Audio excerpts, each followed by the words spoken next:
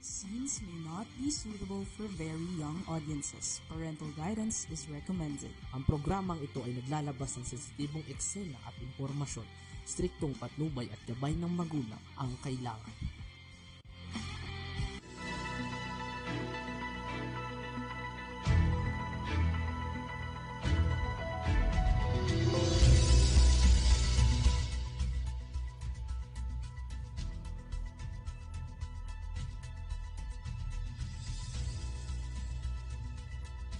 Magandang araw mga kakampi, magandang araw Pilipinas, magandang araw Middle East at ilang pang mga bahagi ng mundo.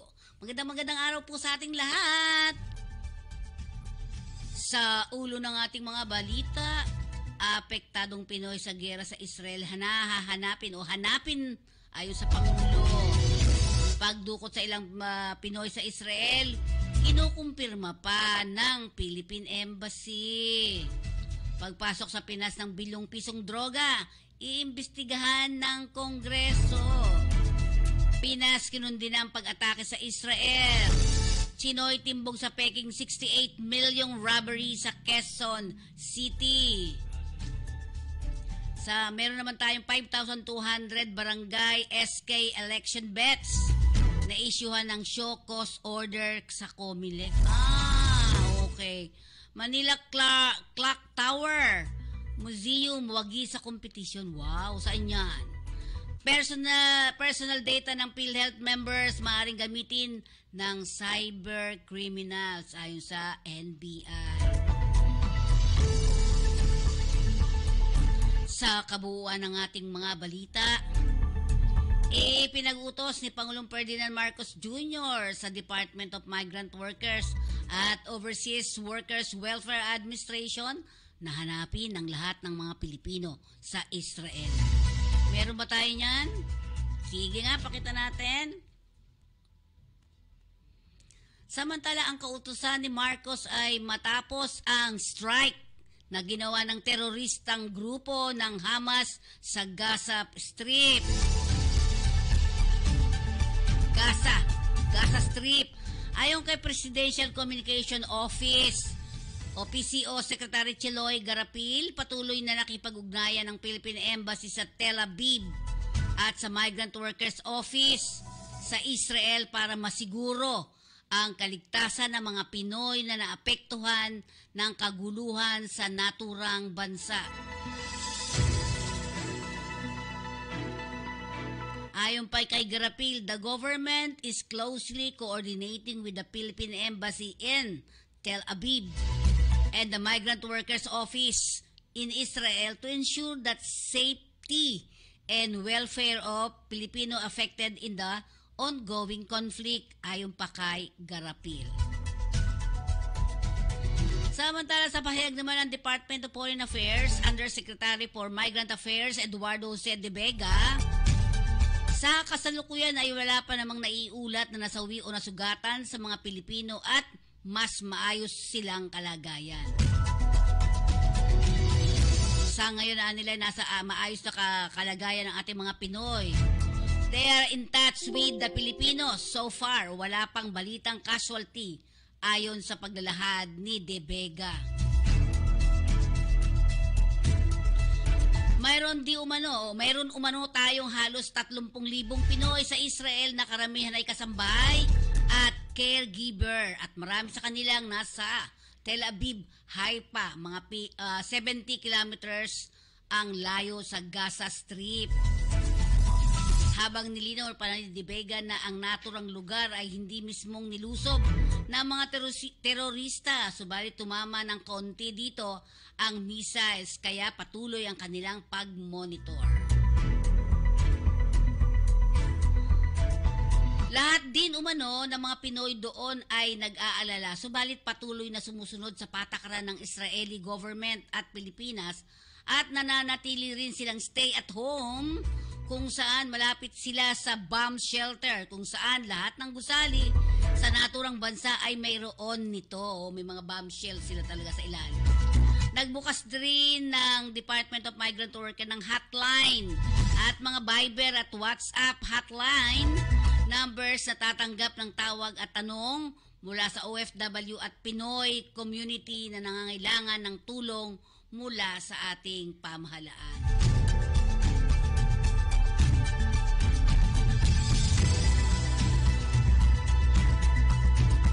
Tinitingnan pa ng Philippine Embassy sa Tel Aviv ang unconfirmed report na ilang Pinoy di umano sa Israel ay dinukot sa kasagsagan ng bakbakan sa pagitan ng Israeli troops at grupong Hamas. Ayon sa embahada, kasalukuyan pa nilang bineberipika ang naturang ulat. Kinumpirma naman ng Israeli ambassador ilang flash na mayroong kinidnap ang Palestinian Islamist group na Hamas. Kabilang dito ay ang mga Thailander. Subalit walang natanggap pa ng ulat na may Pinoy na kasama ang mga ito. Nananawagan naman si Department of Foreign Affairs Undersecretary for Migrant Affairs Eduardo Jose de Vega sa mga Pilipino na may kamag-anak sa Israel na kaagad ipagbigay alam sa kanila kung meron silang mga kaanak na hindi makontak. Sinabi ni Overseas Workers Welfare Administration Arnel Ignacio na nakatutok sila sa tinatayang 200 OFW na nakabase sa Gaza Strip kung saan nagpaulan ng rocket ang mga Hamas. Ayon naman sa ulat ni De Vega na handa ang DFA na magsagawa ng repatriation sa sandaling hilingin ito ng mga OFW sa Israel at kung kinakailangan na. Simula kahapon ay isinara na rin ng Embahada ng Pilipinas sa Israel ang maaaring tumawag na lamang sa emergency number. Uulitin po natin simula kahapon ay isinara na rin ang Embahada ng Pilipinas sa Israel. At maaari ding tumawag na lamang sa emergency number. Ito po yung number 097254-4661-188. Pakilagay nga ito sa unahan, be. Doon sa ibabaw, ha? Okay. Sa kasaysayan ng Israel, ito na ang pinakamalaking pag-atake na ginawa ng Hamas sa nakalipas na ilang taon, kung saan tinatayang 250 katao sa Israel ang nasawi. Dahil dito kaya nagdeklara ng state of war alert ang naturang bansa habang nangako naman si Prime Minister Benjamin Netanyahu na gagante sa nasabing teroristang grupo. Samantala magsasagawa naman ng malalimang investigasyon ngayong araw, October 9, ang House Committee on Dangerous Drug hinggil sa sunod-sunod na pagpasok ng bilyong-bilyong halaga ng droga sa bansa nitong nagdaang araw at linggo. Nitong nakaraang Oktubre 4, naharang ng mga tauhan ng Bureau of Custom, Philippine Drug Enforcement Agency o PDEA, PNP at Philippine Coast Guard ang 323 kilo ng shabu na nagkakahalaga naman ng 2.2 billion pesos na nakasilid sa isang shipment beef jerky galing sa Mexico. Inatasan na ni House Speaker Ferdinand Martin Romualdez si Congressman Robert Ace Barber, chairman ng Dangerous Drug, na alamin kung bakit sunod-sunod ang pagpasok ng droga sa bansa at kung sino ang mga nasa likod ng naturang issue. Ayon kay Romualdez, of course, we are grateful to our authorities na alisto sila at naharang itong droga bago pa kumalat sa labas. Yan po yung pinapakita, lagyan mo ng embassy. Yan. Positive 927, ay, nawala. Positive 972544661188. Ayan po ang telephone number ng ating pasuguan. Alam mo yung pasuguan?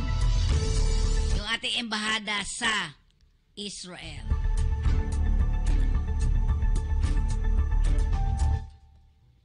Pero we want to find out sino ang nasa likod nitong bilyong-bilyong shipment ng droga sa bansa at hanapin ang kanilang mga protector.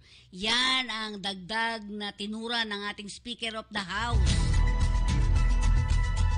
Aniya, ang utos kasi ng Pangulo walang sasantuhin. Kahit opisyal ng gobyerno ang involved o protector. Pero ang mahalaga hanggat maaari iwasan ang patayan. Noong nakaraang buwan lang ay may 538 kilo ng shabu ang nagkakahalaga naman ng 3.6 billion pesos ang nasabat sa isang warehouse sa Mexico, Pampanga. Bago pa niyan, may 200 kilo naman ng shabu na 1.2 billion ang halaga ang nadiskubre sa loob ng abandonadong kotse sa Mabalacat, Pampanga. Humingi tuloy ng agarang investigasyon si House Seniority Deputy Speaker Aurelio Gonzales Jr. na taga Pampanga. Ayon kay Romualdez, the war on drugs of the Marcos administration is centered on confiscation and seizure of the drugs bago pa ito maibenta sa mga tao at hulihin ang mga big fish.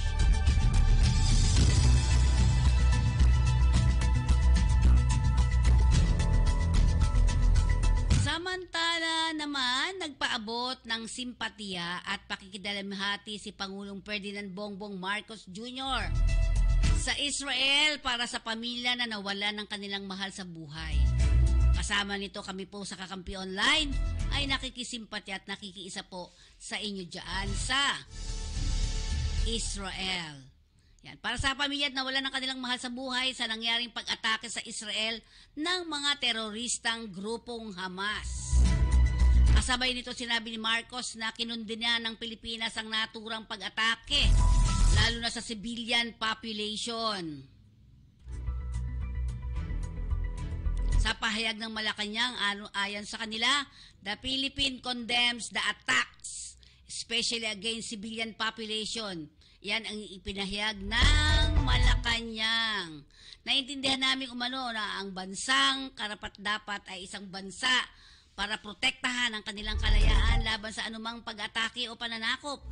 Sana ito'y nakasaad sa United Nations Charter. Kasabay nito, kinundina rin ni Senate President Juan Miguel Zubiri ang naturang pag-atake sa Israel at ang pag-hostage sa mga naturang sibilyan. Sa panawagan ni Zubiri sa mga kaukulang ahensya ng gobyerno na gawin ng lahat at bigyang tulong ang libu-libong Pilipino sa Israel gamit ang pondo ng bansa para sa naturang layunin. Nakuha naman natin ang Quezon City. Inaresto ng mga operatiba ng Quezon City Police District ang isang 40 years old na negosyanteng Pilipino. Filipino-Chinese po ito. Matapos madiskubreng gawa-gawa lamang nito ang storya hinggil sa mahigit 68 million pesos. Panloob ng 6 na miyembro ng Akyat Bahay Gang. O 68 milyong pangluloob daw di umano ng 6 na miyembro ng Akyat Bahay Gang sa kanilang establisimento nitong nakaraan. Kinilala ni QCPD Director Brigadier General Redrico Maranan ang nasakuting suspect na si Bernard Chua, residente naman ng number 130 Road 20, Barangay Bahay Toro, Project 8, Quezon City. Sa ulat ni Police Major Dondon Liapitan, hepe ng QCPD Criminal Investigation and Detection Unit, dakong alas 4 ng madaling araw nang i-report ni Chua sa Project 6 Police Station, Precinct 15, ang umano'y nangyaring panloloob ng mga armadong kalalakihan sa kanyang BC Cars Trading and Auto Service na matatagpuan sa nabanggit na lugar. Ayon sa opisyal sa salaysay ng naturang Chinoy, 6 na armadong suspect ang puwersahang di umanong pumasok sa kanyang opisina at nang makapasok sa loob, kinuha nito ang 22.5 milyong pisong cash. 5 mamahaling relo na nagkakahalaga ng 12.8 milyon. Isang diamanting alahas na may halagang 10 milyon. Isang unit ng Glock 19 9mm pistol na nagkakahalaga naman ng 50,000. Isang Glock 17 9mm pistol na nagkakahalaga naman ng 50,000. Isang unit naman Rock Island revolver na pumapatak sa 20,000. Isang Bushmaster rifle caliber 5.56 na nagkakahalaga, ang mamahal pala nito, nagkakahalaga ng 125,000 ang halaga nito. Ang Glock 43 9mm pistol na may halagang 50 mil. Ang presyo ng isang Sig Sauer ay nasa 238 caliber .389. Pistol na nasa halagang 48,000. Ang lahat na di umano nang nawawala ay umabot sa kabuuang 68,143,000.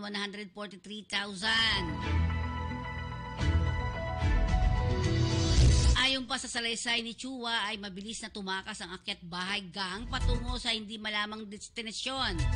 Ang suspect ay sumakay umano ng isang silver Lexus SUV, kulay puting Toyota Innova, kulay itim na Toyota Innova na may plate number 16, kulay berde Yamaha Aerox at kulay itim na Honda Click motorcycle. Ayon pa sa naturang balita, bandang alas 5:30 ng umaga ay sinimulan na ng CIDU ang investigasyon sa kaso at matapos ang ilang oras na diskubring walang panluloob na nangyari sa establisimento ng naturang negosyante. Ito'y pinatunayan din sa nakalap na CCTV footage na walang nai-record na insidente ng nakawan ang naturang lugar. Bunga nito, inaresto ng CIDU operatives ang naturang Chinoy bandang alas 2:45 ng hapon. Dahil sa gawa-gawang kwento, siya ay sinampahan ng kasong paglabag sa Article 183 ng Revised Penal Code o perjury sa Quezon City Prosecutor's Office. Ala, siya tuloy na baliktad. Ano? Tingnan naman natin ang Butuhan, Barangay and Sangguniang Kabataan Eleksyon o BSKE. Umabot daw sa 5,200 na kandidato mula sa 2023 Barangay and Sangguniang Kabataan Eleksyon. Ang napadalhan ng Komisyon on Election ng show cause order. Aba, sa isang panayam sa radyo kahapon, sinabi ni COMELEC Chairman George Erwin Garcia na nasa naturang 5,200 kandidato, mahigit 1,000 pa lamang ang sumasagot.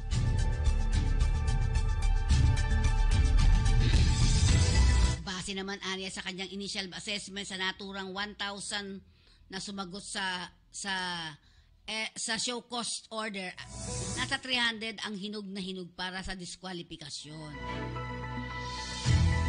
Nakaka 5,200 na tayo na show cause order at mahigit 1,000 naman ang sumagot. Sa 1,000, base sa initial assessment, may 300 daw na hinog na para sa disqualification. Ito ang pahayag ng ating si Garcia. Sa pagtitiyak naman ni Garcia bago sumapit ang mismong araw ng halalan ay dedesisyonan nila ang mga naturang kaso. Sinugura rin niya na aarangkada ang kaso kahit sumagot o hindi sumagot ang mga kandidato sa kanilang ipinadalang show cause order. Binigyan din pa ni Garcia na nais nilang ipakita sa lahat na hindi lamang ningas kugon at pakitang tao ang COMELEC dahil talagang seseryosuhin ito ang paghahain ng kaso at pagdidiskwalipika sa mga kandidato. Mga kandidatong mapapatunayang lumabag sa mga patakaran ng poll body. Ang naturang eleksyon naman ay nakatakdang idaos sa ika-30 ng Oktubre. Okay, bago tayo magdire-diretso sa ating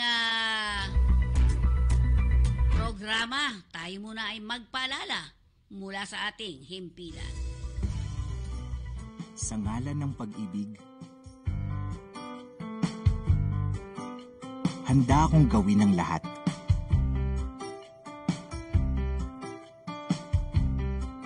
Handa akong ibigay ang lahat. Mapadama lang ang tunay na pag-ibig sa'yo.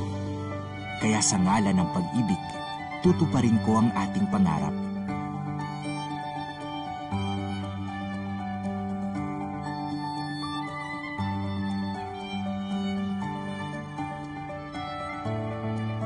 Sa susunod na kabanata, isa lang ang ating aasahan.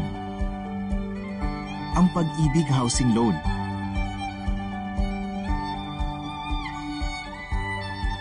Ano man ang ating pangangailangan,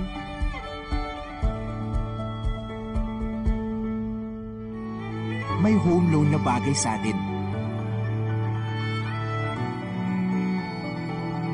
Simple man o grande ang dream home natin, posible dahil sa kanilang lowest rates.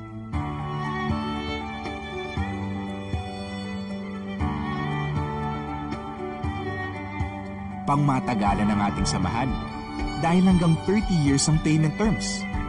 Pasok sa kaya nating bayaran.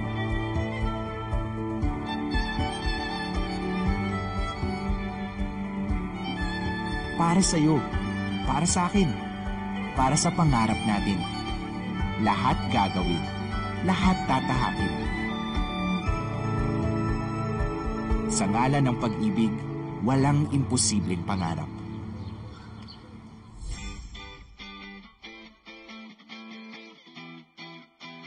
Ano nga ba ang RA 10022 o Migrant Workers and Overseas Filipinos Act of 1995? Ito ay batas na nakatuon sa proteksyon at pagsulong ng kapakanan ng ating mga kababayang OFW.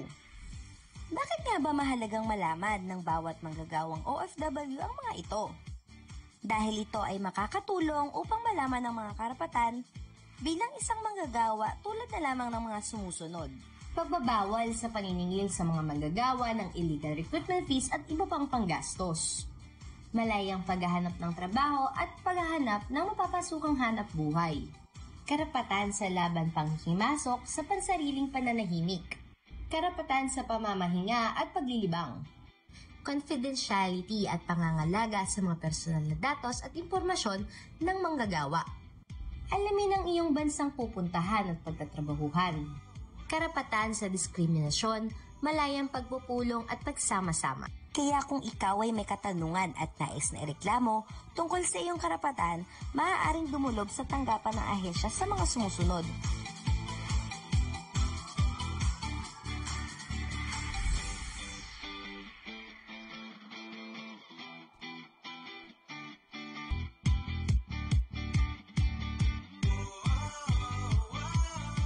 Ngayong alam mo na ang kalagahan ng iyong karapatan bilang isang manggagawa, huwag hayaan na ikaw ay busuin at ipaglaban ang iyong karapatan. Ingat ka, bayan!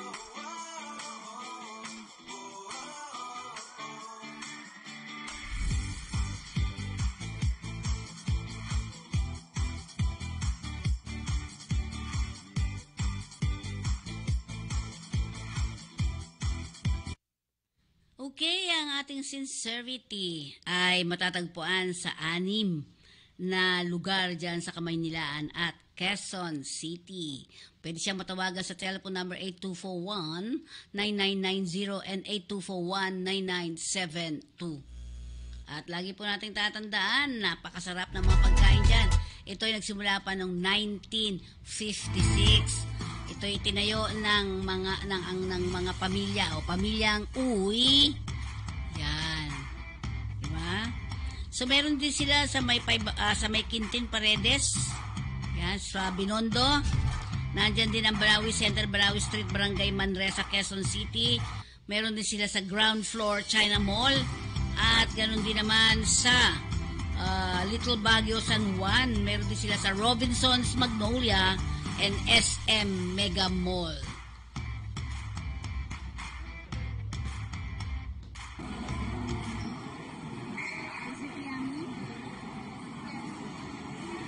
What? Minsan maliit, minsan...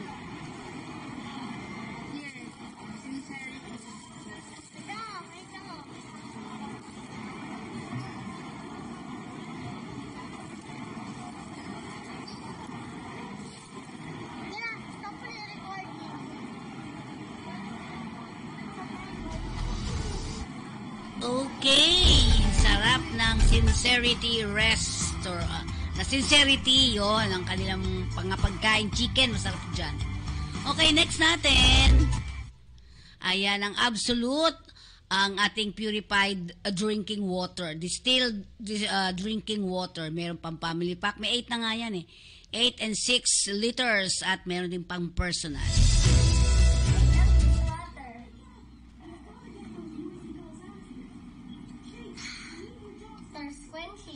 Yan. Okay, at syempre ang ating Philippine Airlines, yan. Ang flag carrier ng bansang Pilipinas, Philippine Airlines, paboritong sakyan ng mga senior citizen. Ang ating Philippine Airlines. Flag carrier po ng ating bansang Pilipinas.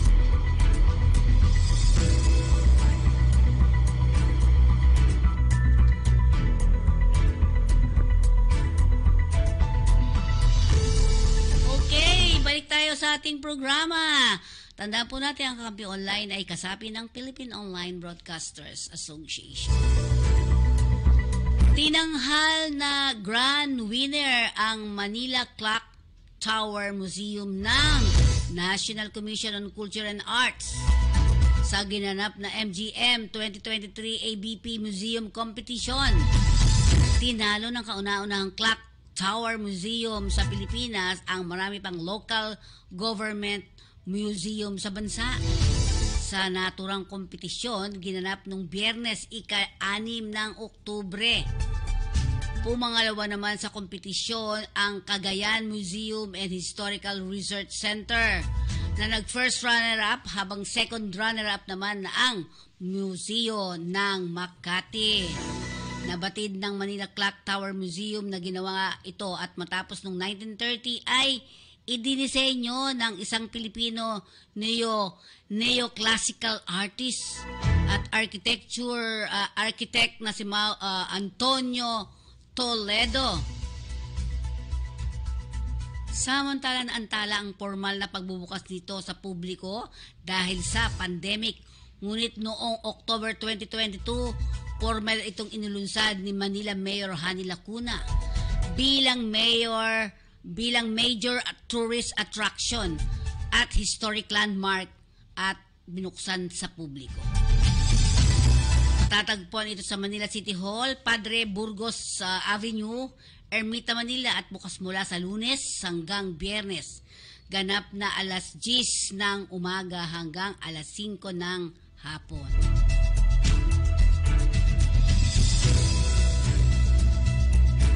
Samantala, nakuha natin ang PhilHealth. Nagbabala ang National Bureau of Investigation o NBI hinggil sa posibilidad na gamitin ng mga cybercriminals ang personal data ng mga miyembro ng Philippine Health Insurance Corporation o PhilHealth na na-expose matapos ang data breach na naganap sa sistema ng naturang state insurer noong nakaraang buwan.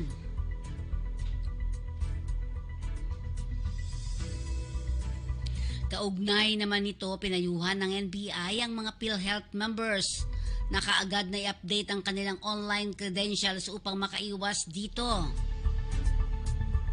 Ayon kay NBI Cybercrime Division Chief Jeremy Lotok, ang mga naturang expose na personal data ay maaaring gamitin ng mga cybercriminal sa paglikha ng mga fictitious e-wallet account, online bank account, social media messaging, o yung sinatawag na social media messaging account, at ipapangpanlulukoy ng kapwa.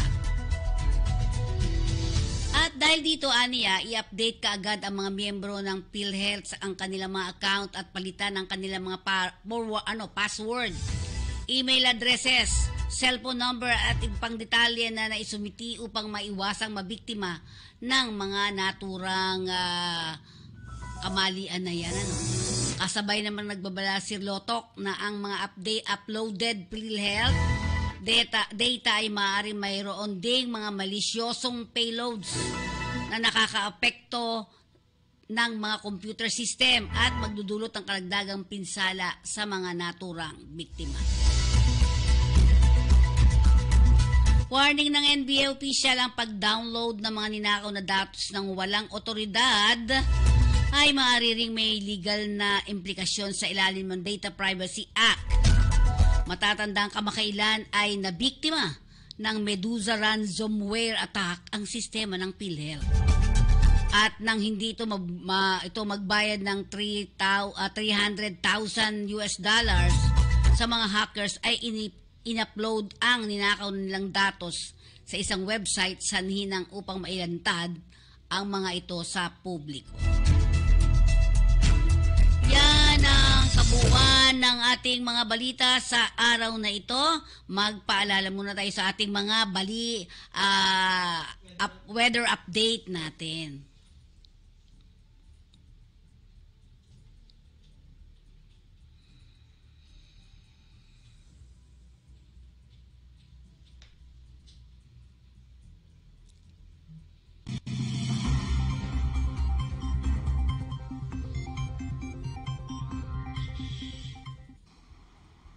Magandang umaga po, simulan na naman ang panibagong linggo at narito na ang lagay na ating panahon ngayong araw ng Lunes, October 9, 2023. Sa ating latest satellite images, tatlong major weather system ho ang nakakaapekto sa ating bansa.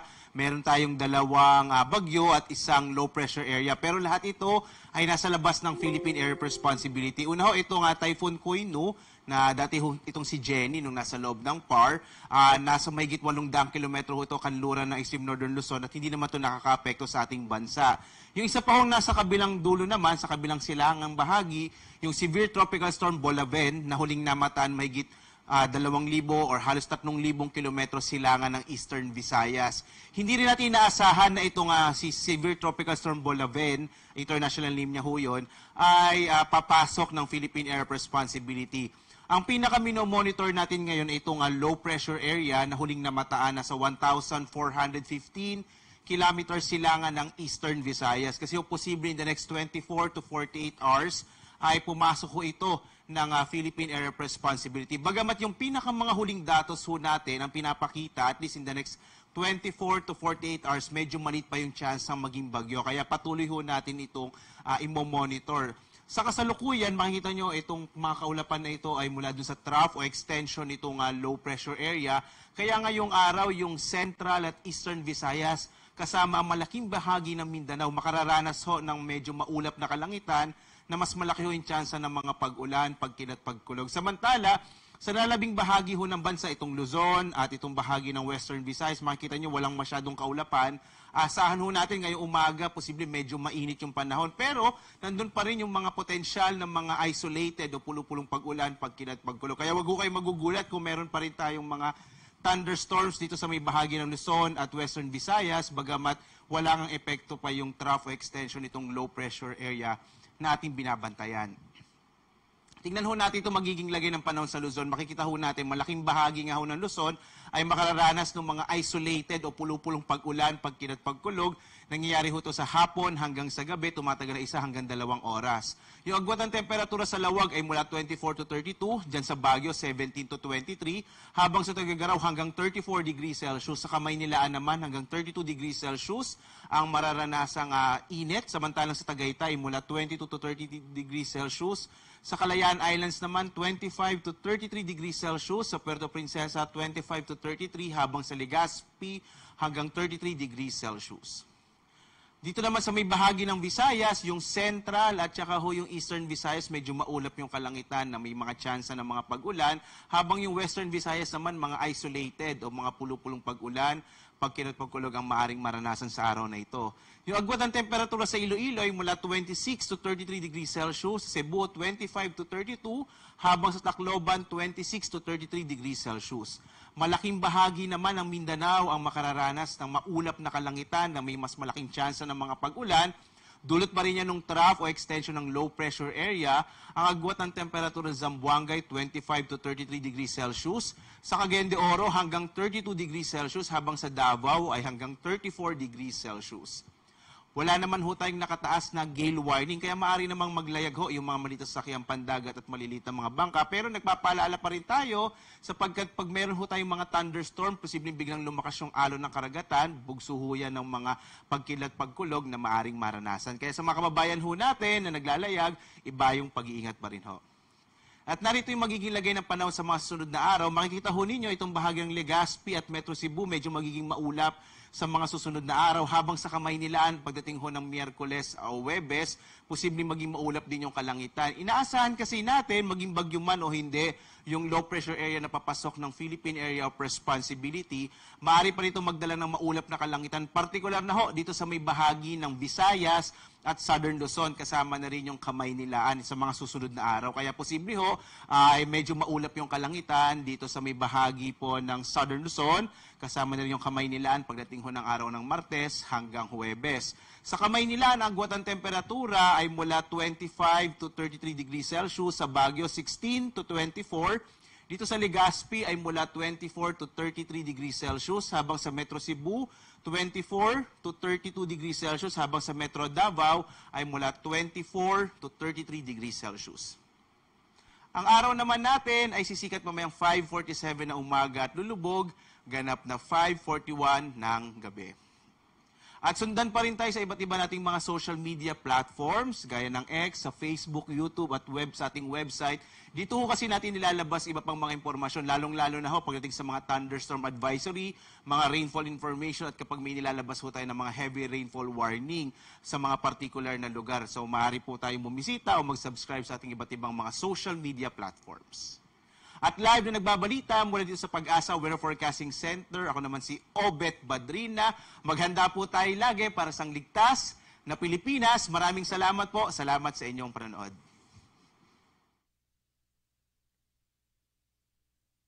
Okay, balik tayo sa ating programa. Ang Rensol ay nangangailangan naman ng mga trabaho papuntang New Zealand. Ito yung Franklin Smith is looking for 10 sprinkler fitter, 10 namang HVAC technician at 10 duct fitter, 10 registered master electrician. For manpower pooling po muna, ano? Okay. Commercial construction experience is required for all trades. Maximum 5 years of overseas experience. Excellent in English communication. Absolutely po ha. Free o zero fees. Wala po kayong tatanggapin. Wala po silang tatanggapin kahit 5 duling sa inyo. So you can apply and send your CV along with your diploma and passport to this email. Seiji, pakitingnan nyo mabuti. Seiji@renzol.com. No placement fee. No salary deduction po ang Renzol. Ang Renzol ay matatagpuan sa 305 and 309 3rd floor, Panorama Building 825 EDSA, Barangay South Triangle, 1103 Quezon City.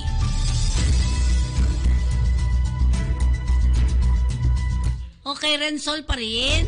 They need sa United Kingdom. UK po ito ha. 10 karpintero, formworks experience only. Formworks, yan.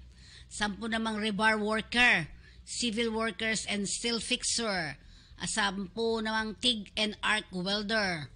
CS, SSS, alloy, steel in, pipe and plate. 2 to 3 years vocational diploma is required. Please do not apply if you do not have this requirement. Minimum 5 years of related experiences.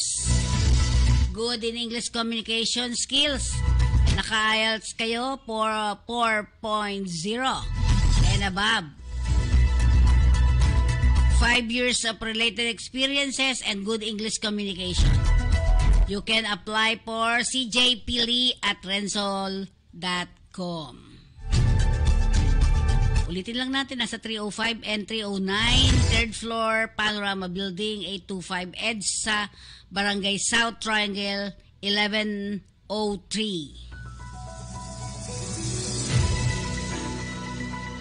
Samantalang IPAMS, for the biggest oil and gas company in the world based in Saudi Arabia, renewables transaction specialist. Marami ba yan? Parang isa lang ata kailangan dito. Male, young and energetic, must have a bachelor degree in electrical engineering or renewable energy engineering. Minimum of 12 years experience in business development and transaction. Lead the planning and development of new renewable businesses, ventures, and investment by applying extended knowledge in the area of transaction management. Lead the planning and development of a new renewable business ventures and investment by applying extensive knowledge in the area of transaction management. Proficient in English. Must have passport valid for 3 years. NBA clearance with no record on files or derogatory records on files, remarks, and PEO certificate. Submit your authentic documents only. Submission of fake document is punishable by under section 141 part 6 rule 3 of the 2023 DMW rules and regulations. Okay? Please see caption for instruction on how to apply. Ayan, how to apply. Ayan, pumunta lang po tayo sa ating IPAMS Building, 723 Aurora Boulevard, New Manila, Quezon City. No placement fees. Ano po? Okay. For manpower pooling po muna. Next, for the biggest oil and gas company in the world based in Saudi Arabia, renewable power engineering. Okay, at syempre, IPAMS pa rin po yan. Okay, next natin, King Faisal Specialist Hospital and Research Center. Ito ay matatagpuan sa Jeddah, Saudi Arabia. Yan, under POEA regulatory number, so 1925115. LBA Solution, 6 years of direct related residences, postdoctoral degree in an accredited institution or medical.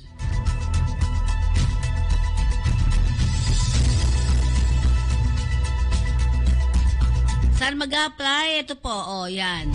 Apply online, arms.lbsrecruitment.com.ph. Send your CV to apply, msd@e/recruitment.com.ph.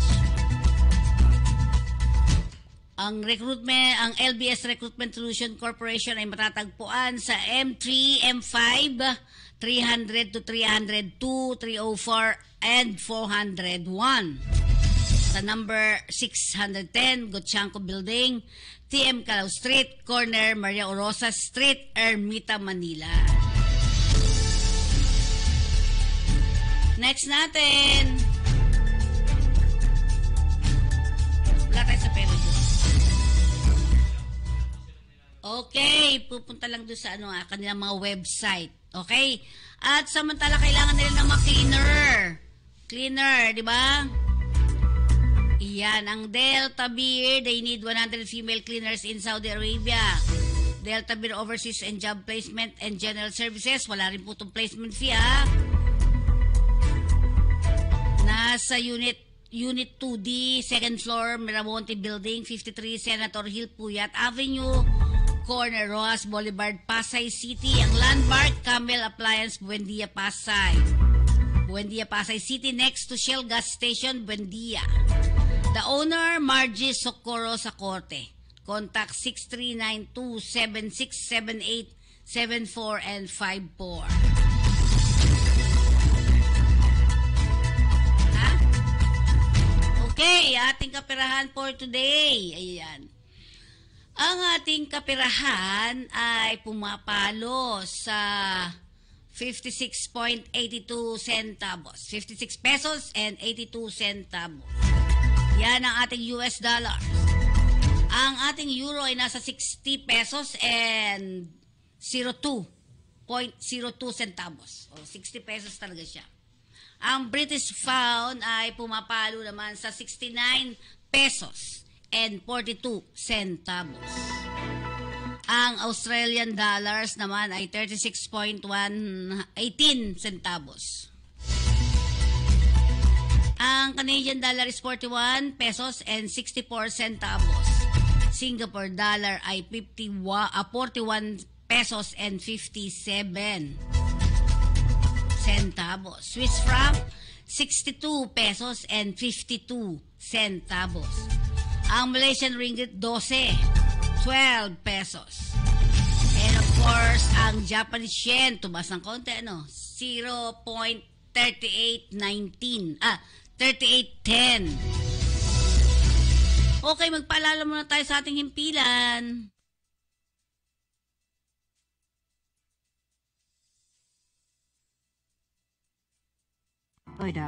Loida came from a poor family in the province. To help her family, she agreed to take on a job as a waitress in Manila from a shady recruiter. Upon her arrival, however, instead of waitressing, she was forced to do sex acts against her will. Loida is a victim of sex trafficking, exploited with very little pay, unable to go back home due to debt and threats. This is an example of human trafficking. Sex trafficking is just one of the many forms of human trafficking. Human trafficking is illegal and is a grave violation of human rights. Over 1,000 Filipinos get trafficked every year for various purposes, holding them against their will. Loida is just one of those many victims of human trafficking in our country. Loida could be your daughter, sister, or friend. Make your move and report to the Interagency Council Against Trafficking, or IACAT, to your local government, or to any government agency for any trafficking incidents, or dial 1343. Save Loida. Save a victim. Stop human trafficking. Ayan si Mama. Parang walang problema, di ba ate? Oo nga, palaging masaya at puno ng ngiti.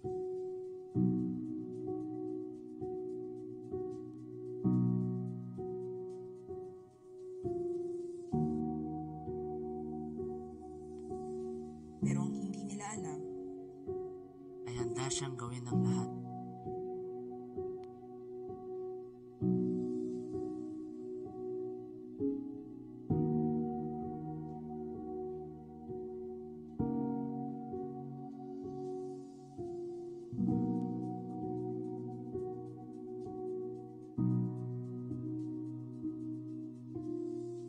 pursigido sa paghahanap ng trabaho.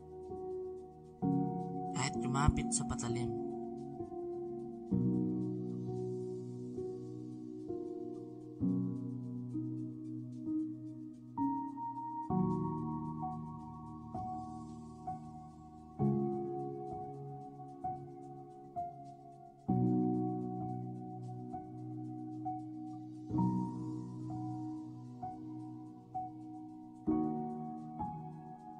Hanggang sa hindi na siya nakauwi.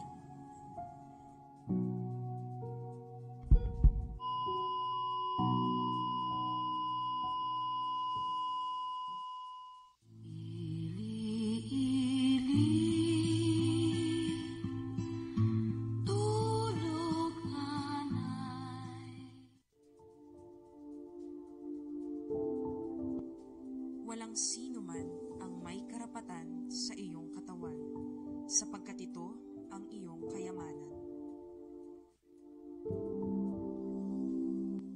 Babae ka, hindi alipin ni numan. Human trafficking ay labanan.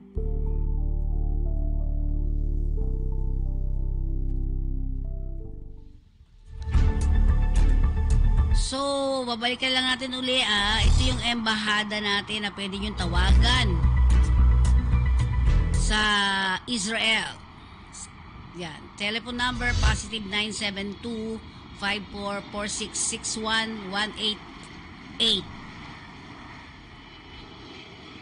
Okay.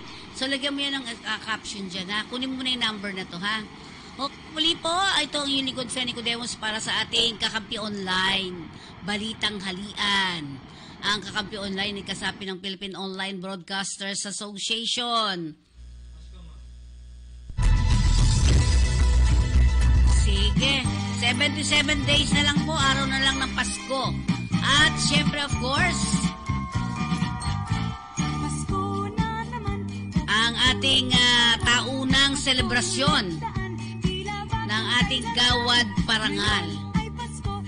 December 16 po ito ang ating Gawad Parangal.